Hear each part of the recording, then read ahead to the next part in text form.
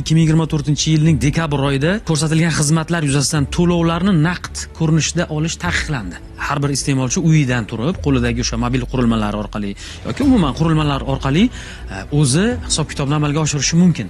Hech qanday ta'magirlik holatlari kuzatilmaydi. Tabiiyki avtomat tarzda o'sha to'lov amalga oshirilgandan so'ng qancha miqdordagi suv iste'mol qilindi, qanchasiga to'lov qilindi, yana qancha qarzdorlik shu kabi aniqliklar demak korrupsion holatlarning qisqarishiga olib kelyapti. Natijadorlik jihatdan xizmat ko'rsatilayotgan hududlarda xizmat yanada yaxshilanadi. Hozir ham iste'molchi bo'lsangiz, xonadoningizda hisoblagich ko'rsatkichni o'zingiz jo'natsangiz kerak adashmasam.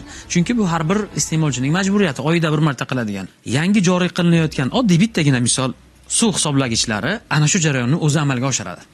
Masalan, siz o'tgan oydagi ko'rsatkichni 10 taga oshirib yubormoqchisiz. Ya'ni 10 kuba suv iste'mol qildingiz deylik.